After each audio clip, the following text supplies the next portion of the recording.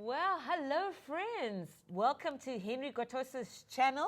Yeah. Today is a little bit different, but I get the opportunity to interview Henry Gotosa, who is the founder of this very channel. What a privilege for me, Henry. I mean, this is something else. This is such an honor for me to invite it on this show. Yeah. And really, we just want to say thank you because, I mean, this channel is for you young people. This channel is to inspire and to encourage you to really just succeed and win in whatever God has called you to do. Amen. Right. That's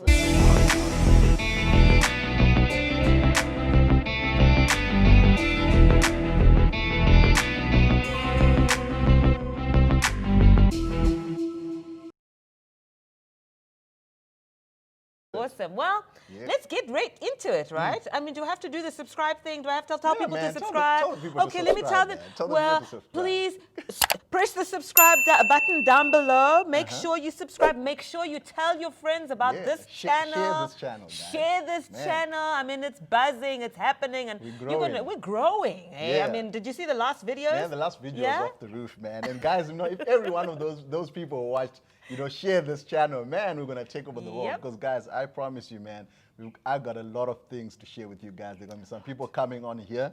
This is just gonna blow your mind. Oh, that's awesome. Well, let's get straight into it. Yeah. I want to tell you a little bit about Henry because, I mean, you know, he's just super amazing. But I've got his little bio. I'm going to read a little bit here, if you don't mind. But first of all, it says Henry is a husband of one wife. One wife, okay? Yeah. Husband of one wife. He's also the founder and CEO of one of the biggest labor law consultancies in South Africa. Come on, let's give him a thumbs up, thumbs up, thumbs up, thumbs up, yeah. And obviously this is by digital advertisement market share. He's also the COO. Come on, I'm sitting next to a COO here. I'm famous today. He is a COO of one of the fastest growing churches on the continent of Africa. And I hear that you provide leadership support to over 21 leaders. I mean, that's huge. We're going to learn a lot from you today, right? And he's also a law graduate from the University of Witwatersrand. Yeah, Wits, we got a Wits alumni here. Come on, if you were at Wits, that's the best. well, if you were at Wits, come on, type Wits. Type Wits rocks. Let the world know. Let the world know that you're from Wits. But Wits alumni rocks. I'm from UCT, by the way. But really, I mean, Henry, you know, we know that you're so passionate about inspiring people to achieve their personal and career goals. So, I mean, that's like your life's work. You know, I'm going to hand over to you, and maybe you can tell us a little bit about what's really inspired you. What really, truly inspired you to start this channel? I think what inspired me to start the channel is basically, you know, on my own journey, you know, itself, you know. I know, I mean, the bio says quite a bit, but to be honest, guys, I wasn't always, you know, figured out, you know. I hadn't, like, figured out my whole career path and things like that, you know. And I think that's the main reason why I really want to, you know, share, you know, not only my story, but the stories of people who have actually gone there and actually achieved, you know, certain things. You know, they've managed to, you know, establish successful, you know, organizations and careers. You know, I had you last week on the channel, and that was quite an awesome, not like I can't call it a show, but it was an awesome episode. You know, because guys, it's like a series thing going on, man, and we had fun, right? Yeah. And yeah, so my passion or my purpose to do this is, you know, I know like there's a lot of young people, you know, even people who are not so young anymore, but who are sort of, you know, they're still trying to figure themselves out with regards to their careers, you know, in terms of, you know, what are the actual steps? I've got something that I really desire to do, you know, but how do I actually, you know, walk it out? How do I actually, you know, what steps should I take so that I can be a success? And I think that can be it can be very daunting and challenging, you know, especially if you're in a situation whereby you don't know much.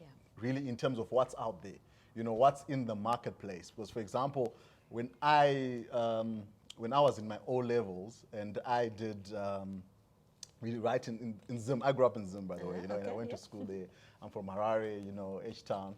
That's how we go down. H-Town. As they Again, say. if you're from H-Town, we want you to type H-Town right below. Yeah, type in H-Town. So we had this thing called O-levels when you're like 16 years.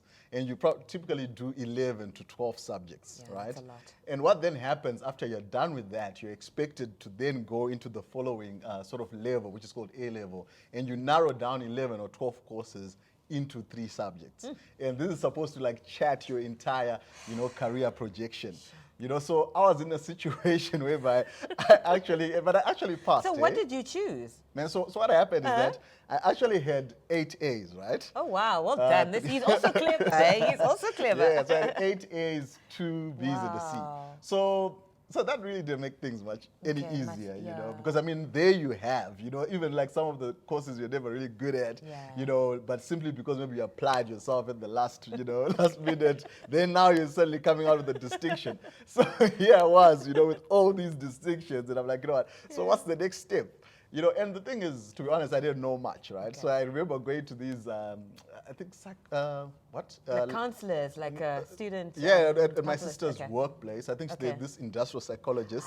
Nice. So they do these assessment tests, wow. and things like this. And I don't know, in my mind, I was like, I could be an engineer or something like that, And you know what? I ended up choosing, I think, maths, physics, and geography. Oh, really? And dude, I'd never passed maths, like, during the course. Like, I was only, like, getting by. Okay. But I was like, what? I think, if I can be, an engineer, I think, Oh, there's man. some money in this thing. Dude, man, that was like the worst decision I ever made, because in my A-levels, I ended up doing this. And I remember I actually had to get, I had to change. Oh, I had to during remove. the Yeah, I think during the year. first term or something. Okay. I just had to Okay. tell my parents, I'm like, no, this is not gonna help. Okay. It's not gonna Okay, work. but that's good. You were honest about what you were able to, at least what you were passionate about, or where your strengths were. Yeah. And you were able to actually navigate towards doing something else. Yeah, man. So I quit physics. I wish I had quit maths too, but then I had to. I did like management of business in physics place. Okay. Then I managed, just to. To finish the whole thing, I graduated, took a gap year. Then now the issue is like, now I have to go university, right? So you can imagine, man, if I was so confused, back in high then. school. So now what makes me so equipped to now choose, a 4-year course? But you know what? I ended up choosing law. I think because it was accessible anyway, because I was good at reading and writing and things like this. So I was just like, okay, maybe let me do this, Then, but yeah, man, it was quite a confusing time, quite a confusing time. You mentioned gap year, and I know a lot of times, a lot of young people coming straight out of high school want to know, is it a good idea to take a gap year? Is it a good idea to go straight into varsity and kind of figure it out in high school? But, you did a gap year. What was your experience of that? And would you if you could go back in time, would you have done the gap year again? Or would you have gone straight to university? How would you have played it out? And what advice do you have for someone who's thinking about it? Yeah, I think, you need to have a plan, in terms of what you're going to do. I think for me, it was maybe more of a necessity thing. Maybe because I really didn't have the place for varsity and whatever it is, because I think I was supposed to wait for my final year results. Then I do apply for varsity. So I ended up taking a gap year. But I think it's a good thing to sort of figure yourself out, as a young person or any person. But I think you need to have a plan whereby you apply yourself and figure out, so what am I going to be doing? Can I actually be serving and volunteering or working somewhere so that I can actually get to learn, how industries work, or what does it mean to actually work somewhere? So I think, if obviously you're sort of already planning to say, okay, I'm doing applications for a law degree, maybe it's best to look for a law firm you can just be a volunteer at and see how things work and things like this. I think that's the best way you can utilize the time during that period. That's brilliant. That's great advice, because companies are always looking for a pair of extra hands for free. For free. And while you may not be getting paid, the experience you're getting is absolutely invaluable. So that's great advice. Now tell us what happened at varsity, right? So you enrolled for law. Needless to say, you passed because you're alumni, Wits alumni. Hello, we see you. And then what happened after varsity? How did you manage that transition into working now? So what then happened is that I then got a position. So, I mean, crazy thing is that with regards to, not being from here, there was sort of some legislative sort of barriers, with regards to becoming an attorney, like in terms of the general route or the traditional route that people take, because you sort of have to have a citizenship or permanent residence or whatever it is. So that was sort of a barrier with regards to that. So it was also, it's always something that would hang over your head to say like, so what are you then going to do afterwards? So you know what, I just pushed through, finished the course, and obviously the route to take was with regards to, I think at the time there was just an opportunity to work as a research and teaching associate at Wits University. So I did take that on, because then it was sort of like just transitioning and trying to sort of, work, and, I like teaching as well. That's good. So, that's sort of, being a tutor and things like this. So yeah, so that's what I went into. Okay. And I think that was the first year so I think that was after finishing my course, Okay. So yeah, so that was cool. I wish I could have, applied myself more in terms of, was the research type of thing. I think my main challenge was always that, I want to do something which is practical, that I actually see.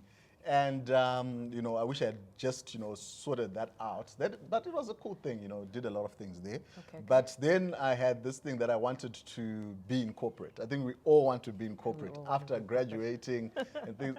The corner office. Yeah, the corner office. And I was saying, what, I want to be in corporate. Though sometimes you don't understand what corporate means. You're just like, no, I want to be in corporate. I want to be in corporate. So I ended up going to work for a company after that first year as a business analyst, I think. But that was short-lived, though. Okay, how long? I don't even want to say, but it was too short. Okay. Because I couldn't relate, man. I couldn't relate. Like, what is this? I mean, the concepts were just, left field. I couldn't really get it. But yeah, so that was short-lived as well. Then I went back to law, started volunteering in different organizations. But because I wanted to be, this thing that, I want to be in business. I remember the one story, I've always wanted to be in business and ministry. I've always wanted to do these things. Okay. So I had a desire in my heart to do them. So I remember, my sister during, I think my year after varsity, or after that 1 year, obviously the first year, because I was researching and teaching, so things was where, no one could really ask me what's up, because I say, I'm working, whatever. So after that, this is where like things became apparent that things were a bit shaky with regards to my career. So I remember my sister asking me, like, what exactly do you want to do?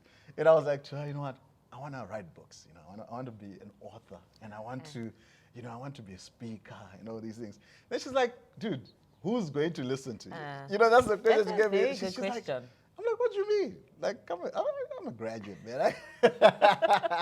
So she's like, who's going to listen to you, Then it's like, wow. So it hit home that, you need, something to actually, people, you can't just go out there and start teaching people without experiences. Yeah. Because you need to relate to whatever people, what they go through. So, yeah, and people want to see fruit, right? Yeah, people want to see fruit. You can't be telling people one thing and you're not even achieving it or accomplishing it. So it's very important to put your hands to something, do something that you can grow and develop and teach others about. So do something, man. Prove yourself and make a plan. So after that, so I did some volunteer stuff in legal, was not getting paid. Okay. Then I ended up, because I wanted to do this business thing, I ended up in this like sales and marketing program. Man, that was hectic. I did that like for a year. Man, the craziest time of my life. Eh? Man, so maybe share some lessons you learned. I mean, you learned all of these jobs, all of these experiences are growing you, and there's something you're learning from them. I mean, what did you learn from that sales and that sales role? Yeah, so I actually did a video, guys. You check it out on this channel. I think it's titled how I became homeless. Oh, trying to start my own business. His story gets more interesting. So really, I mean, this was like this sales and marketing thing was about direct marketing. Direct sales, direct marketing, I guess. But what would then happen was that there was this opportunity that you would now have your own office and your own guys, and you'd be doing these campaigns and things like this. So man, I did that for a whole year, right? And it was, but I mean, I learned about sales. I think that was the best thing that I did in terms of learning, man. I mean, it was so high energy. Because there were so many young people, man. You get to the office at like 6 a.m. There's music pumping. They call this the atmosphere. It was called the atmosphere. Oh, really? Man, and it was like music pumping. jumping, guys on the boards, learning about sales techniques. Like vibrant. That was vibrant, man. That's so awesome. after you've done that, man, I mean, even the guys who have like sort of did well the previous day, they'll do like what is called bells, and they'll like ring the bell, and they'll run around, and like everyone cheering them on. That's kind of my environment. Yeah, man, so it was like, whoo. And so awesome. the atmosphere was so crazy in the sense that, you left your negativity at home. Oh, that's good. So you left your negativity at home, good. Focus on the atmosphere. But this place, it was a crazy place because, you're being paid sort of out of commissions or whatever you're paid. And we're selling things like your, Edgar's or retail like shop, store cards, credit cards, wow. and things like that. So you need some positivity. Yeah, that's where you actually approach someone like who's doing their shopping, like in the store, and so it's like, hello man, how are you doing today? Have you heard about an awesome promotion today? And things like that. And you had all sort of techniques, free of loss. But those are fantastic skills. I mean, that's a confidence, teaches you how to just be confident, how to actually like relate and interact with people. I mean, they're like so many skills you can get from some seemingly insignificant opportunities that you get in life. But tell us, so how did you end up doing labor law? So what I then did, guys, is obviously this thing was not going anywhere. Okay. This promise of this business, it fell apart. Right, so obviously I had to go back to the drawing board and say that, okay, I've spent a year doing this, 2 years after my degree, what's the plan, So, one day I was just, looking for opportunities and I stumbled across this labor law firm, right? And the thing is with that, the other thing, guys, is that also because with my degree we had so many courses. I mean, if you look at my transcript, probably I've got 50 courses in there.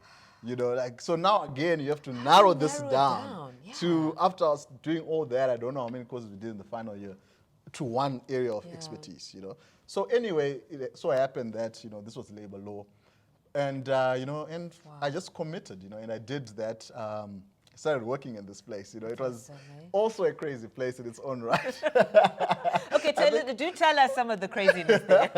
So I think the thing with me is that I've never sort of gotten a role whereby things are sort of, this is like a glamorous, place, an institution and whatever it is in the Lani parts of the city, and, you'd be getting so much. No, like I was getting like the bare minimum, right? I was getting the bare minimum. I couldn't even like really properly rent and things like this. And there were so many other people who went, came and left. Okay. Because but how did you persevere? How did you? What kept you actually staying there, even though you could barely pay your rent, etc.? I mean, people were coming and going. Yeah. What kept you focused on being there? Yeah, I think for me, the main thing was that what I decided to do. I think I'm someone who's like, I think I look more at purpose. I look at more other significant things like relationships and things like that. Good. So, my boss at the time was a cool person in the sense of how he would relate to me and maybe some of the guys as a person, just personal relationships. So I decided that, let's go somewhere with this business. It might be small today or whatever it is today, but if we apply ourselves, we could make this organization great. So I'd rather identify with the organization's goals and with my boss's goals and what he was trying to achieve, rather than, what I was seeing at that time as, being a small salary and whatever it is. So I just focused, I'm going to roll with this guy and let's see where he takes us. That's brilliant advice. So I ended up just, sticking close and learning from it. That right there is brilliant advice for you young people. Be faithful with someone else's vision, Understand what their vision is, right? I love what you said. You understood what his vision was, and you understood, you worked at understanding how you could make sure that you're adding to his vision. I mean, let's be faithful. Now, tell us, how did you then transition from being employed, from being an employee, to being a business owner? I'm sure everyone out there wants to hear the secrets to becoming a successful business owner and transitioning successfully between the two. Awesome. So what I then did is that because, I was prepared to go anywhere with this guy, because, I mean, as I said, he was a cool guy, but to some extent, and I think, so I ended up learning the business. So I learned the business. How does he advertise? How does he get clients? How does he get paid? And things like this. How does he service the clients? What, CRM systems do we have? Client relationship management systems do we have? And things like that, So that's what I actually learned, from him. Then I think at the time, things were not really going well in that institution and things like that. So I found myself one time, I'd gone to visit, my now wife back in their country in Tanzania. His one wife. His my one wife, and that was in December. Okay. So I came back, and here I am. I think it was January 2016. I'm back in the country. I don't even have like a cent to my name. And, wow. And I'm just thinking, do I go back to this place? In the sense that because of the things that were happening there. Okay. So not other reason. And I was just like, I'm not going to go back. I'm not going to go back. I'm just going to, focus on, try to do my own thing. So how did you, this story is so interesting, right? So you've come back from Tanzania, you land in South Africa, you don't really have much money, but you obviously need to do something different. How did you manage that transition? I mean, how did you survive? This is the question everyone's wondering. How did you survive? Yeah, so I think what I did is that obviously I ran it past, my mentor, Pastor Tafara, and yourself as well. And I said, what, this is how I feel about this situation, and I don't think I can go back. Okay, what is your plan? My plan is to start my own business, right? So we're doing the same thing. Okay. So first things first is that, I know business plans are not really that necessary, to have like whatever, because, that can you can be paralyzed by a business plan. Yeah, but what I did is that because I knew the business in and out, who dedicates hours in this place, weekends in this place. So what I did is that I could come up with a basic plan to say, I know this industry. This is how, awesome. This is how big this market is. This is how we can get clients. This is how we've been getting clients. This is how we can service these clients. And this is how we can get paid from these clients. And this is how we can actually offer a different value proposition than what's being offered by the competitors. I really hope you're listening to this, because this is such invaluable advice. I mean, if Henry hadn't been faithful, if he hadn't been committed to working for, his boss, he would never have learned all of this stuff, right? So I think if anything, there's a lesson for all of you watching. And that lesson is really to do what Henry did. Be faithful with someone else's vision. Yeah. Learn that industry inside and out, so that when you start transitioning into your own business, your own thing, I mean, you're pretty much just using everything that you've learned. Yeah. This is awesome. Yeah, and I think with that as well is that because, I'd been there for almost 2.5 years, putting in the work. So by the time, even though I didn't have money when I left, but I could commit this to paper, this plan to paper, and actually give it to someone else and say, what, can you invest in my business? This is how this is going to happen.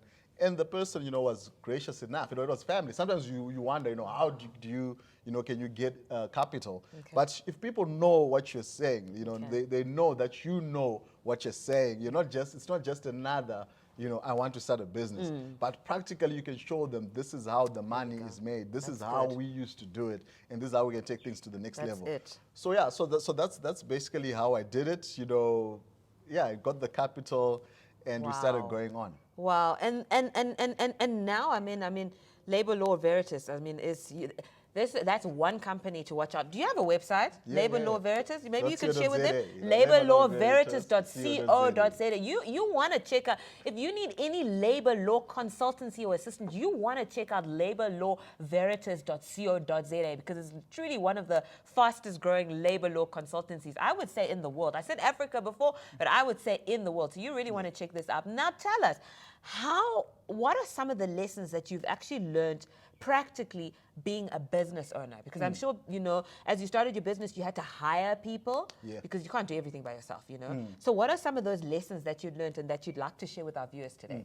Yeah, so before I get there, guys, if you're getting any value from this, right, like right now, right, and share this video right now. Let your friends know, man, that this is what's happening, man, and let's grow together.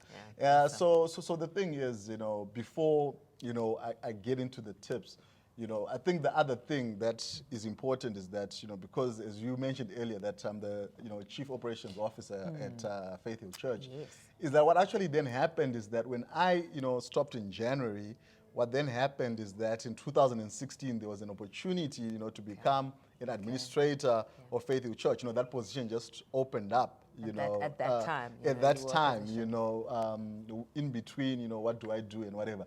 And that helped me to sort of, take care of my bills, which is something which is very important. And that's the thing about these days when there's technology and all these things. You don't be so rigid to say that, I'm going to quit, working. I never want to work. I still work. I work for you guys. And I work for Faithful And Church, again, it wasn't a glamorous job, right? But it helped him pay the bills. And I think that's such a valid point Henry mentioned there. I mean, don't be too afraid to do something, because ultimately, as you're transitioning, you've got bills to pay. You need to eat. That's true, man. So Henry, took on the job of administrator, and I think that's such a fantastic, example of just having a plan and knowing what you want to achieve at the end of the day. Awesome. So tell us, then you took the job as an administrator. It helped you pay the bills as you're transitioning to really do your own thing and start your own business. So I took that job on as an administrator. I'm still, doing some of those functions and things like that. And I'm still excited, still 100% excited about it. And so I started running, obviously, my own business. And business takes time.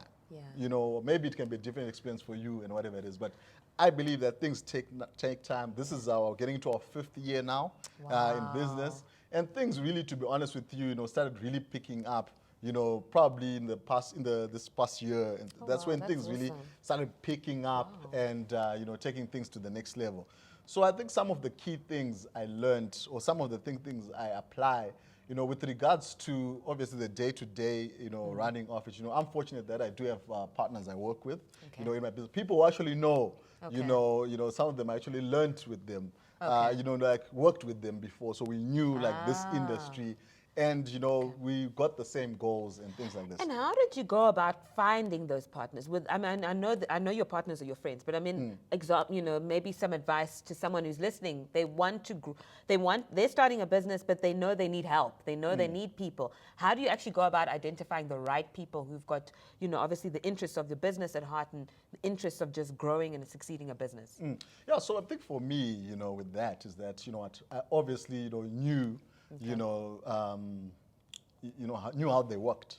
So I knew I worked with them for quite some time. I knew exactly how they worked.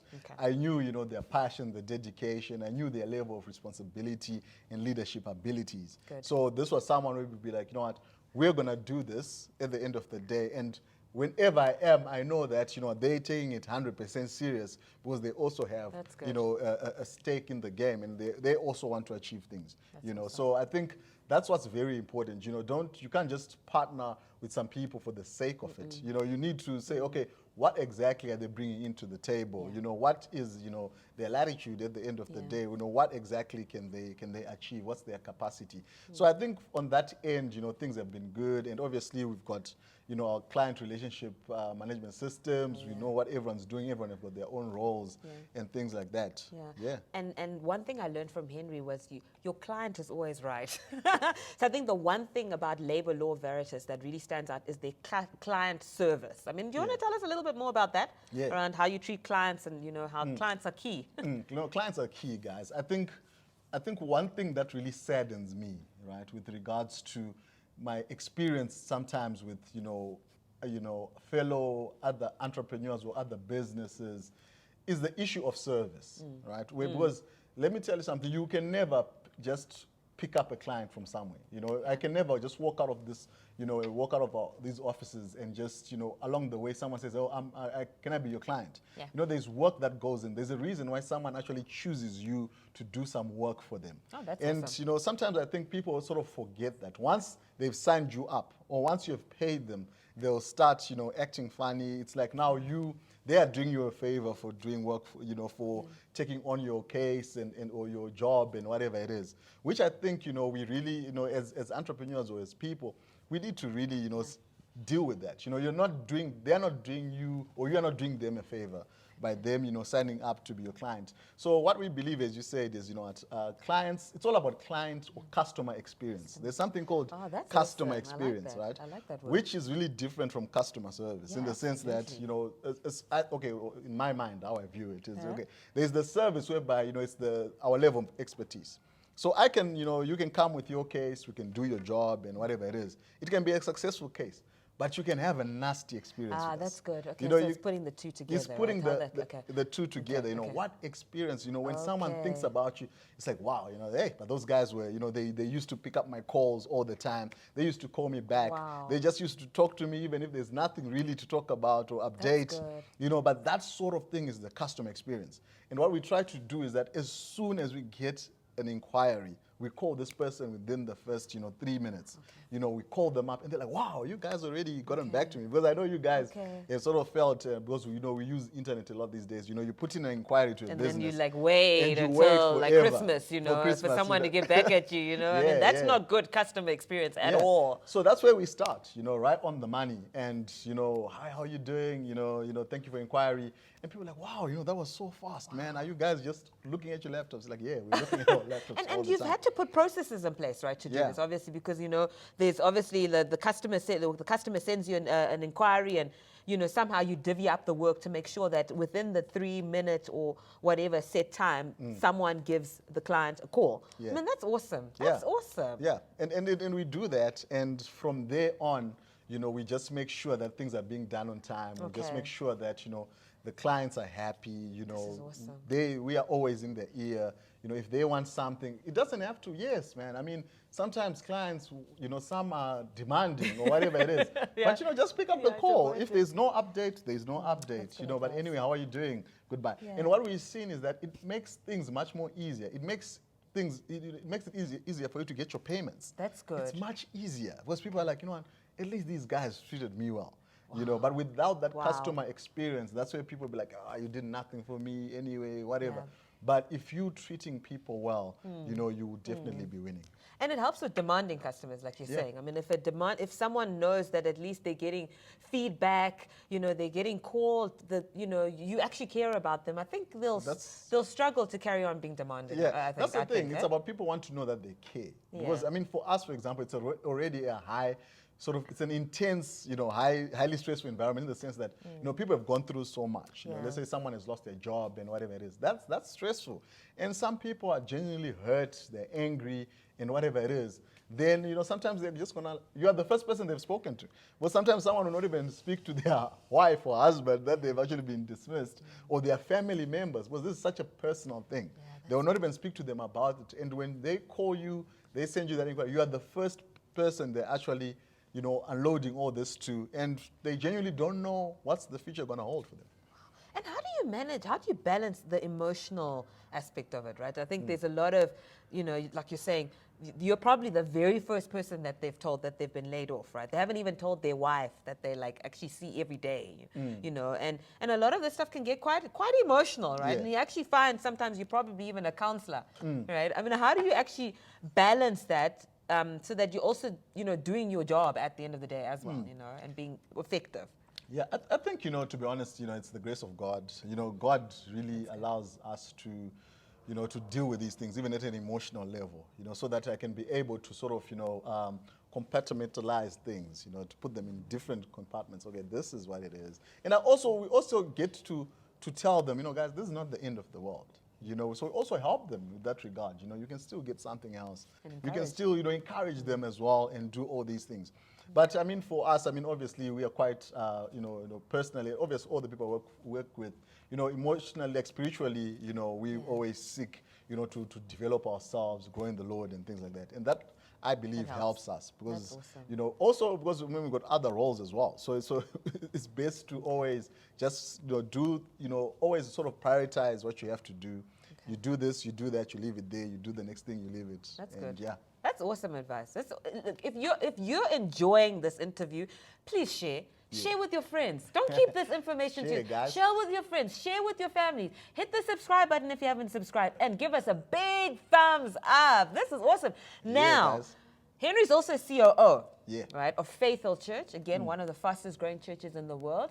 Tell us, what is your responsibility as COO? Because I mean, I don't know that many COOs of churches. So can you tell us what exactly is your role, and tell us really how you've balanced being a leader of other leaders, I think, I think what really comes up first and foremost is to, to support you guys, our senior pastors. You are a senior pastor. You guys know that. You watched the last video, and Pastor Tafari as well. I think it's to make sure that, what you want to achieve is being achieved. I think that's the first port of call at the end of the day, just to make sure that, I'm sort of, enforcing that strategy and making sure that things are being done. I think that's I think for anyone who's a COO, I think that's the point, right? To say that, how do I make sure that this vision is actually, how do we drive it through?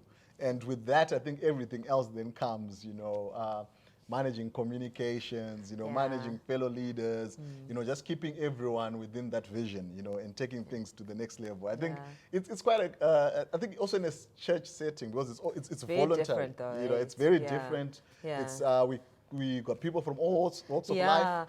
but he brings up a really good point. I mean, all of it, unlike a corporate setting, in a church setting, most of the people are volunteers. So they're not getting paid for what they do. Now, how do you manage getting stuff done with people who are not necessarily getting paid, or at least incentivized that way? I think with in a church setting, I think it's all about, and maybe any other organization where people don't necessarily get paid, it's all about learning how to communicate the vision. That's good. Learn how to communicate. Have a vision, number one. Have a vision. Number one. Have a vision, number one, as an organization. Then learn how to communicate that vision. Because everything else will go back to the vision. If you are not acting, I don't attack you as a person. But what I say is that, what you are doing, is it aligned with the vision? That's objective. It's not subjective. It's not like I don't like you, if you're not being promoted or whatever it is. But we look at the vision. This is the visions. These are the KPIs in place, and these are the, the sort of the promotion standards. So you need to measure yourself against those things. And it's so objective at the end of the day, and things become much easier because we are always referring to a vision and not to personality. This is awesome. Well, a few last questions from me. We're in a pandemic, right? Yeah. And maybe the question really for me is to say, how do you lead effectively in a pandemic? How do you manage, or maybe manage a business effectively, even in the middle of a pandemic? Do you have any advice for our viewers out there? Yeah, I think, leadership at the end of the day is about influence, right? It's about influence. You can either influence people, it can be through sort of, manipulation. You can take that route and force and whatever it is. Or you can just, influence people and they aspire to reach their goals, and get what they are supposed to get done. So it's always, drawing the people, guys, okay, this is who we can become. This is how we can take things to the next level. Let's aim for this at the end of the day. And obviously, we are in a crisis, but the thing is, we might be physically there, but mentally we should not be in a crisis. Yeah. And I think that's, one thing, we really push through. And it's about self-development. So guys, I recently partnered with Amazon, like affiliates with Audible. There's a thing called Audible. Audible, yes. Audible books. The Audible books. They had a free trial period for children, actually. Yeah, for children. But now they're for adults. Okay, and tell us a bit more about that. So if you check out my phone, man, I got all sorts of books in that thing. I've got right now I'm going through Think and Grow Rich. And the thing about that, you can just play it in your car, at home somewhere, through a media device, and you can just listen. At least you can listen to books. Or to listen on your way to work, right? I mean, a lot of us have very long commutes. Yeah. The book can read itself to you. Yeah, in your car. That's you awesome. also have The Richest Man in Babylon. Oh, all these other things, Shoe Dog Millionaire or something. Oh, that's awesome. Phil Knight, the Nike book. All these things, I've actually... So what you can do, guys, if you want to download Audible, and you need to, there's a link I'm going to put in below. Is it an app? What is it, an app? Yeah, it's an app on your phone. I'm actually quite excited. I want to download it. So there's a link you can do on your phone, guys, Just go there and basically, click this link, And if you download the 30-day free trial, this channel is going to get something out of that so that we can actually grow this channel at the end of the day. Because, there's so many things we want to do with you guys, man. So the link will be there in the description below. No, absolutely, and I would highly encourage you. Reading just opens up your mind to just different perspectives and different ways of looking at things. So sign up for the free 30-day trial period, and you can download as many books as you can. Man, download. I think you download once. So the first one's a 30-day free period, right? Okay. Then it's gonna be like I think it's like $15 a month or something like that. But check it out, and you'll see what's gonna happen there. So I think develop yourself. If you develop yourself, that means that you're not you know, you won't be stuck in a crisis. That's because to be good. honest, guys, people are still buying new cars. People are still buying, you know, building new houses, buying houses. People are still they are getting still doing deals this in this crisis. Amazing. So, but the thing is, you know what, you need to get your head out of the crisis. That's awesome. And Yeah. whew, time flies when you're having fun. Yeah. One last parting word or one last piece of advice for maybe a young person watching who's also aspiring like you to be a business owner, or also aspiring like you to be a leader of leaders in a ministry setting, or even in their career. What would you like to share with them? I think, you know, number one, guys, just get involved, right? Get involved in terms of serving others. You know, get involved. You know, don't wait for, I'm going to apply and I'm going to wait for these people to get back to me. Identify businesses where you can actually serve and start working and helping someone else achieve their goals. You know, if it's in a church, do that. You know, if it's in someone, I mean, you've got, you know, people you know who might have businesses. But the important thing is you need to start learning how money is made, how organizations are run, how people are doing. I think someone once said that if you are between, I think, 20 and 30, or maybe 20 and 40, I don't know, what somewhere, it's not really about a millennial? Yeah. What is that? Okay. Yeah, but it's not really about the organization you work for. Okay. But it's about the person who you're working for. Who is your manager? Who is your who's your supervisor? You know, that's the person. That's the most important question that you have. So don't stress too much. Say, I want to work in this big institutions or whatever. If you can, that's great because you get opportunities as well. But rather look for individuals you can actually learn for during this time. So I think, you know, as a young person, as someone aspiring to be an entrepreneur or someone who just wants to do better, serve the person in front of you faithfully and diligently. You know what? Commit yourself to helping them achieve their goals in their organizations. And I tell you, you're going to get into so many opportunities by doing that. That is absolutely awesome. Thank you so much, Henry. And again, thank you for the privilege of just being able to interview you. It's such a privilege and it's such an honor. You know, he's shared so much. Again, please share with your friends. Subscribe to this channel. Subscribe to the channel. Henry's got so much more wisdom to share with you and so many more people that he'll be interviewing you. So let's do this. Subscribe, share, tell your friend, tell your sisters, tell your brothers, tell everyone you know. that this is the channel that they need to tune into. Yeah, that's thank awesome. you very much. Well, thank you very much. Man. Thank you, guys. Thank you, guys, and look out for the video that I did with Pastor Chipo here with regards to her banking career, voiceover artist career, you know, and a career in the church as well. And you're gonna be blessed. It's awesome. Yeah, man. Bye-bye. Man, we love you guys, we and love we'll you. check you on the next video. Awesome. Cheers, Bye. man.